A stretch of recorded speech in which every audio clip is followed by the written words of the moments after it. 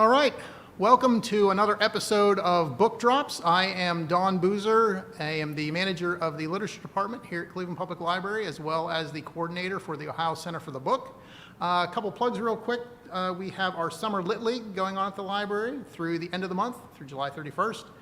Another thing to be aware of is that Literary Cleveland's Incubator Conference is going to be happening from July 11th to the 25th, and CPL is hosting a book festival in relation with that, and that will be in the Eastman Reading Garden downtown on July 17th.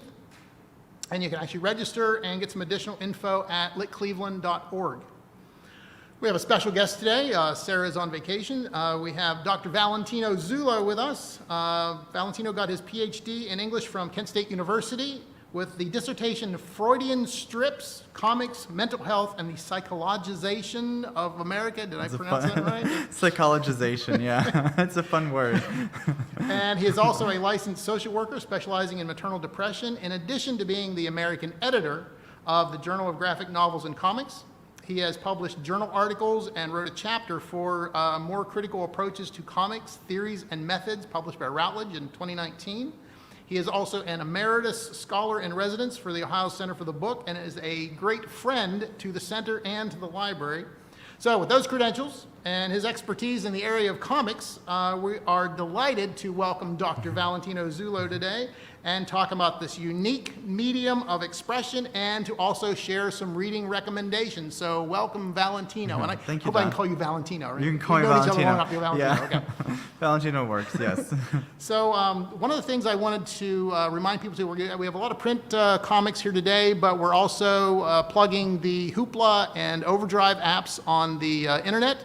There are a lot of comics that are available on those apps as well, so we highly encourage you to take a look at those, and that's going to help you out as well. To start off the conversation, I would like to address the whole idea of comics as a medium, and also to talk about comics, graphic novels, and your views on that. And we'll have this will be a special hour and a half episode. So, And yeah, we're talking about comics and graphic novels and the terms. Yeah, I mean that's an explosive place to start, right? exactly. Yeah, we'll just start right at it. All right, so I'll just get it out. I'll just say it right out. I hate the term graphic novels, as you know. I don't really hate it. I just hate it when it's used as a catch-all. Of course, some of the works that we will be talking about definitely fit into the category of graphic novels, but many of them do not. And so when we talk about the medium, I think it's best that we call them comics. It's the medium itself is sequential art, right? Whether we're talking about Persepolis, which is an autobiographical narrative of a woman who lived through the Iranian Revolution, or we're talking about The Vision. These are stories that are told in sequential art, and that is comics. And that is correct to say comics is. I know that sounds funny, so for anybody that hears that and they say that can't be right, it's because when we talk about comics, it's a plural noun used with a singular verb, and so I won't get into all the grammar of that, but I will say comics is quite frequent. And comics themselves as a medium of expression, I think a lot of people think of comics as a genre. Yeah. But I think that one of the things that I've always liked in talking to you is that you really point out that comics is a medium, and you can have fiction, nonfiction, memoir, all those sorts of genres within that medium. Yeah, one of the ways I often get people connected with comics is I'll say, so what genres are you interested in, right? I say, like, if they're interested in sci-fi, I'll direct them to something. If they're interested in memoir, I'll direct them to something else. I love in France, they call it the ninth art. I think film is the seventh art. I can't remember what the eighth art is at the moment. It's something in between there. Poetry's in there. Yeah, poetry's in there, yeah. But they call it the ninth art. So in France, they've always sort of recognized comics as its own form. And I do think we have to recognize it as its own sort of narrative model, structure, medium, because it really is. It does things differently than other media, for better and for worse, right? Film does its own thing, novels do their own thing, poetry does as well, painting, etc. And I think that it's so important that we think of them as not a genre, I think, because too often we think of it as limited to superheroes or something like that. Yeah. Exactly. And I think that a lot of people have an idea of, like you said, whenever you think of comics, you automatically think of superheroes, but it's such a widely used, especially, like you said, even in Europe, that there are so many different genres and so many different kinds of storytelling that use the medium itself. Absolutely. Yep. Yeah. So, which brings us to sort of the idea of to learn more about the medium as a medium, you mentioned a couple of books that you would recommend for people just to sort of take a look and get a better understanding of how the medium itself works and where it came from. Yeah, so I mean, one great place to start, and we've talked about this a lot, is Scott McCloud. So Scott McCloud's Understanding Comics is the go-to, and it's now, God, it's gonna be 30 years old soon. I didn't even think about that. Really? Yeah. It's sort of I guess it's like the Bible of comics, right? A lot of people are critical of McCloud because they have their own, they're like, oh, he got this wrong or he got this wrong. I mean, I feel like that might be true, but I think there's nobody who's better explained what comics can do than Scott McCloud. We have yet to have a book that can do it as well as this book. I mean, others really articulate in beautiful ways what comics can do, like Linda Berry, who's making comics we have over here. I think Linda Berry is one of the greatest examples of someone who really shows what comics can do, but she doesn't attempt to break down the form the way McCloud does. And so I think that's one of the places I would start. I think it is the place to start. He goes step by step. And the two most important elements that I think that he brings up that I think really get us to think about what comics can do.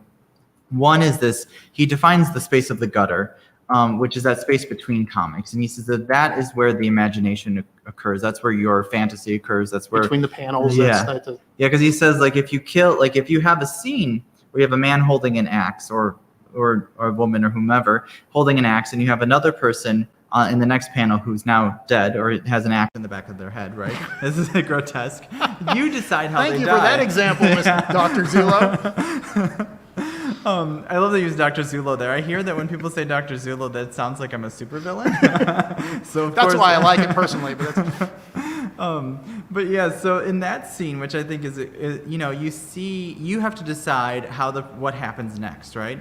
McCloud actually uses a scream. Like one of the ones he uses an example where someone's like holding an axe, and the next panel is just a scream. And when I've taught in classes, it's really interesting because some students will imagine that the person's being murdered. Some imagine that the victim has taken the axe and murdered the other person. All these violent fantasies, right? But it is that the gutter which is so important. And then the other element that there's many elements that McCloud defines, but the other one that I think is so important, which I've mentioned already, is the fact that this is sequential art, which distinguishes it from film or painting, right? It's the sequence of the storytelling, and you have to follow along and tell the story, and that fits in with the gutter too. But I think remembering that sequential art and remembering that there is an element to it that is almost embedded in our evolutionary, in us evolutionarily, in the sense that you see historically how often we're interested in sequence, whether Instagram or stained glass art, or I can't remember the guy's name, but there's a French comics theorist who suggests that perhaps, this is not scientific at all, but he suggests that perhaps it comes from our hunter-gatherer days where we would track animal footprints, that it's some development of our sense of tracking. There's no scientific basis for that, so I don't have anything like that. I've just always really liked that idea that somehow it's from our early days that we are interested in sequence. That made me remember, I saw a theory one time that I believe it was in Lascaux, in the Cape Paintings of Lascaux, there's a series of horse heads where there's a small one that goes, and the theory is that it's the same horse at different stages of development in its lifetime. So I was like, okay, I can buy that. Why not? But I think I really think that's a really good introduction to really thinking deeply, because I think a lot of people have either dismissed comics as either just for kids, or that it's not a serious medium. And I think that McCloud does a really good job, and some of the other ones do a really good job of showing the sophistication that it takes to read comics, especially the ones that are really done well. I think so. I think that's why I love McCloud's work. That's why I like Linda Berry's work as well. They really stress that it's not just for kids, it's for adults, but it is, it's also for kids. What they do so well, again, it's like the different genres that are, you have kids books and young adults and adults. Which is so important, right? I think that we often, defining it in one way, whether for kids or for adults, then we're limiting what the medium can do, Exactly. or our perceptions of what the medium can do, because the medium is going to exist outside of our perceptions. Right. True. But I do think that's so important, and I think if you want to understand the form, it's such a fun book. I mean, I guess we could just open up. Sure. What's fun is that it's a comic told in comics. Right. So that it's already you can see. So here he's talking about lines and the importance of lines. But you can, just like that, you can open to any page and just find something really interesting that he talks about. Here he's thinking about what he calls amplification through simplification, the idea that if you just have the most basic elements of an image, it's more, you can identify with it more. So for example, a smiley face, right? We all use emojis all the time. That, he's thinking about the ways that the less detailed an image is, the more we really connect with it. And I think that's all true for us now. Yeah, I would agree. Yeah. So hopefully we've enticed some people out there that if they haven't read any comics. Are there any ones in particular that you would recommend to people who are new to the medium, who are enticed enough to maybe we'll pick up a book? So I guess, so one of the things is, like I said, I always ask people, so what genre are you interested in? I think it's a great idea too. What do you I'm watch? going to steal that incidentally. I'm going to. Good. Yeah, it's a good librarian question. Exactly, Right? I learned exactly, it here. Yeah, exactly. I think somehow I learned it here. I don't remember if it was said to me or I just sort of gathered that sort of model of what are you interested in? But the one thing I like to do, especially, it depends who it is, but typically what I find is that people think when I say comics, they think of either comic strips, but more often they think of superheroes. Right. And so the ones that my go-tos are the ones that for the medium and culturally challenge the medium. So I go to Mouse, which is Art Spiegelman's Mouse. And that's the one that actually, is it the Pulitzer or? Yeah, he won a special Pulitzer for it in 1992. I believe it's 92 or 91. Don't have all these notes in front of me. Anyway, somewhere around there, 90s. So these works that sort of challenge the medium for everybody. So Mouse would be one. It's the story of Art Spiegelman tells the story of his father, Vlad X, living through the Holocaust. And it's an incredible story. And I think it really shows the potential of comics. It shows that comics is a medium that really puts life back into these unspoken, unclaimed experiences, such as the trauma of the Holocaust.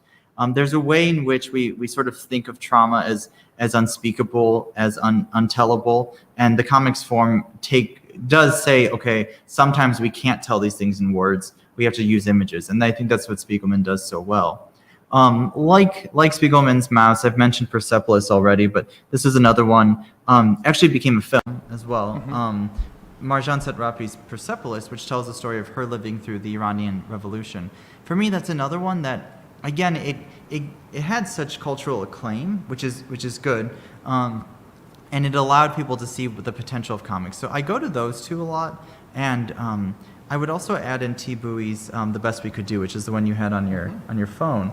That's a newer one. Again, got really great reviews. It's about T. Bowie. She traveled to the U.S. after the end of the Vietnam War and grew up, as an immigrant with a refugee family in the U.S. And she, again, just shows how the way that the comics form can express these experiences of trauma that I think would be not impossible, but so it's almost tedious at times in a novel. The ways that just her father's shadow just covered her. She'll just show this image of her father in a chair and her as a little child playing, and the shadow just covers her as she's playing. Those are images that are so beautiful and so stunning, and just you remember them, could definitely be told in a novel, but not in the way that I think I'll never forget that image. Yep.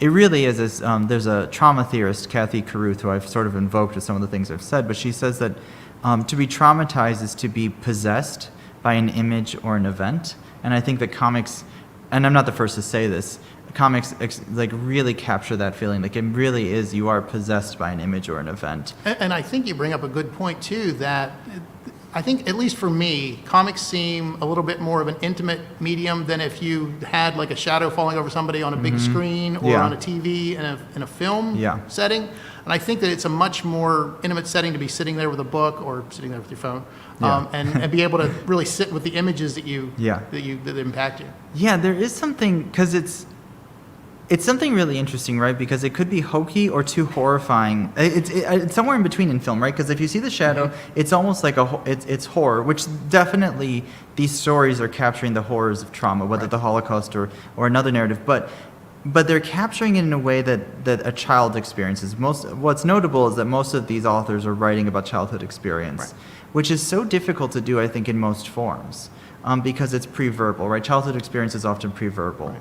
And so I think that's something that the comics does so well. But yeah, like that shadow, like I could imagine it in a horror film, or I could imagine it sort of in a silly way, in like a sort of a film, but it isn't. It's neither. And it sort of captures both the childlike nature of that feeling, but also the horror that is emerging from the body of her father. Yep, and I know you mentioned a little farther down, but I was going to bring up, you mentioned about the screams in relation to one of the books. I can't remember now off the top of my head what it was, but I want to put in a plug. I want to put in a plug for Durf's Kent State, For Dead in Ohio. Yeah. I have absolutely I'm just in awe of that book. And I got a chance to interview him a little while back, and he talked about using the aftermath of the shooting and using the scream, and it's stretched out over several panels and just sort of unites all these panels in that woman's scream just right after the event, and it's so impactful and it's just an amazing book. I highly recommend it. It is, yeah. I mean, I do think that image is amazing, right? Because you could imagine it in a film, but he captures it so well how her scream has sort of been, because that image of her is the identifying image of the event, and he does capture the way that it has echoed for the last 50 years. Yep. I mean, and I think it's such an incredible image, and he does capture that so well. And the photograph that we're talking about is the one of Ms. Vecchio over top of, I can't remember which student it is now. I feel terrible about that. Yeah, it's Marianne Vecchio, and I don't remember. Is it? We'll remember eventually. I think. Will. Yeah, I'm sure we'll put. You'll look it up. But it's the one where she's has her hands up like this, and it's the iconic image of the Kent State shooting. So it's an amazing book. I highly recommend it, especially as local interest. If you need some local history, it's an excellent introduction to that, and it's just a well done comic documentary and look at the whole thing. Yeah. We did an interview with him for the Journal of Graphic Novels and Comics as well. Yeah, but I do think that I told him this, that for me. I was a student at Kent State, obviously you said that. I never really felt the impact of the story as I did when he told it. I agree. Yeah, I mean, I understood it, but I mean, to me, that this was it. And I remember telling him, I mean, speaking of horror, right? It feels like a horror comic. Yeah. Like, it does, like the sort of, you know what's going to happen, but he builds up the tension. Exactly. And you get invested in the individual stories of the I want to say characters, but of the people that are involved, the students. And it's horrible, like, as you're reading it, because you know, like, as it's getting smaller and smaller in your right hand, the pages, you're like, you know what's going to happen. These characters, these kids are going to die. Yeah. But I told him that I think that's what he captures so well, is the horror of the event. I agree. I fully agree. Yep. Big plug for Durst, Kent State, 100%. For Dead in Ohio. Yeah. Can't say enough good things about that. Yeah. On a lighter note. Yeah. I feel like I'm on the news now. I was like, on a lighter note. We had talked beforehand about there's so many films and television series now that have been developed from comics that I think a lot of people don't even realize. I don't know whether everyone knows that the Walking Dead that is finally, I think, going to end as a series. Hopefully done walking. Soon. Yeah, finally done walking. Was originally a graphic novel series and all that sort of thing. So, do you have any insights on why you think it's such a popular medium? In addition to Marvel and DC and all the big names, I mean, they have a vested interest in getting their stories out, but. Why do you think it's a good medium for people to consider for that? Yeah, it's complicated because I think in many ways people want to translate it because they think it's such a simple translation. They're images. You just translate the images over. The storyboard's already done. The storyboard's already done. Yeah. But that being said, I think because of that, for the same reason, I think it actually does. They actually don't do a good job very often. Exactly. I think. It depends on what it is. Like, I think some standalone stories like Persepolis do very well in film because a film is meant to be a particular moment, or particular moments, like in the way that poetry is, right? Some of the, like a film, I see film more akin to poetry than I see comics akin to film, like if that makes any sense. okay. Yeah, like poetry is meant to capture a moment. Film is meant to often capture a moment in the life of a character, right? A certain period of time. Typically, I mean, not every film, but typically a film, I mean, because I'm thinking of like all these ones that take place over 20 years, but typically many films take place over a very short period of time, meant to tell one story or layered stories. And I think that's what poetry does. I think comics, though, they get translated into TV, though, like The Walking Dead. I think they are better. I think comics are better suited to television because of the seriality. Like I notice so often that the films are good at telling stories of individual characters. Like you'll get there's the Spider-Man movies are good. People like them, and they're good because they tell one individual story about Peter Parker in that particular moment. Right. Though I think what's more interesting though is when it's serialized. Right. And I think too. Again, this is where like it's hard to talk about because it's such a big medium. But like if we focus on superheroes for a second, I think what's interesting, and I think most comics readers would say this is, we're not interested in particular moments in the sense that like we're interested in capturing just like this one battle between a villain and a hero. We're interested in this long character development that happens over a period of time. And I think that's either implied in our readership or acknowledged in a more conscious way because we all know at some level that Spider-Man's going to win. But yet we all have returned for decades, right? Right. So what we want is those character interactions that sort of get lost in a film. Like you have brief moments. Just one example, and then I'll let this go because obviously I'm very interested in this. But the one moment that I felt like really was true to the comics was in Infinity War when Peter Parker was talking to Doctor Strange, and I don't remember who is it, Iron Man or who it is, and they said, and Peter Parker says, "Oh, we're using our fake names or something like that." Right. Like those sort of moments felt real to me, like comics like. But most of the time, they feel like they're just trying to tell a story between a hero and a villain, and less psychologically interested. Right. Whereas I think comics are so invested in the internal life. I agree. You had mentioned before we started talking about the Vision. It was just recently, it's still, I guess, a series. Yeah, it's on Disney Plus. Yeah. So if anybody's interested in WandaVision, you mentioned that they should definitely pick up this one. That's a great one. Yeah, no, I think the Vision, Tom King's Vision is a great story. It's a paranoid story about a nuclear family, which is not unlike what the story is that we saw in WandaVision. Totally not the same narrative, different. That story was influenced by another Wanda and Vision narrative from years before. But I think this is a great one. Tom King is a great writer. He's a former CIA agent, so he's really good with paranoia. And it's an excellent story. If you watch WandaVision, I definitely recommend that. Cool. And I think it's interesting. We pulled out Black Panther 2, that just happens to be written by Ta-Nehisi Coates. Yes. So we have some actual big names sometimes who see this as a legitimate genre or legitimate medium. That was a test. That was a test. See if you noticed. Yeah. But I've always thought it was interesting that Ta-Nehisi Coates and he's written a number of volumes of the Black Panther series now. So he's written, I don't even know now, almost 50 issues, if not 50 issues, right around there, maybe more than that, which is a lot. He spent years on the series now, since 2014, I think.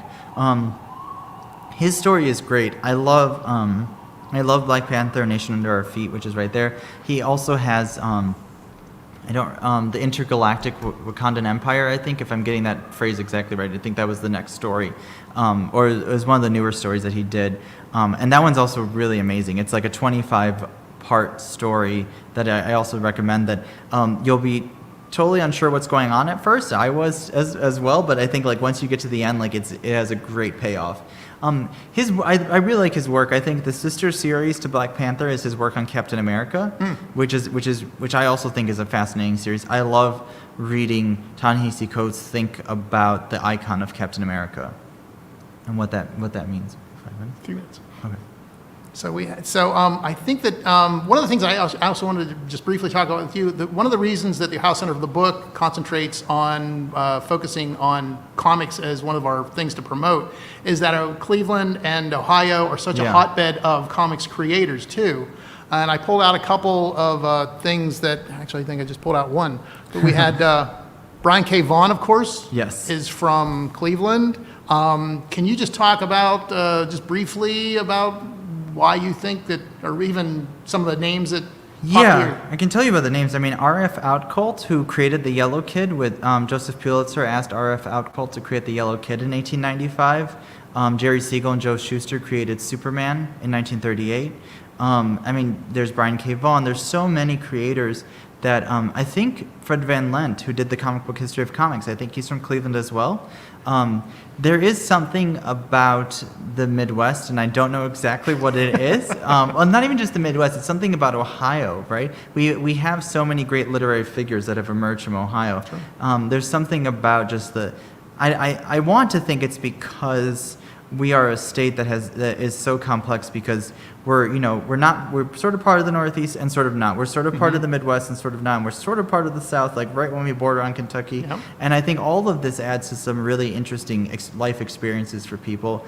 And they're so different, but I do think that it leads to these wonderful stories.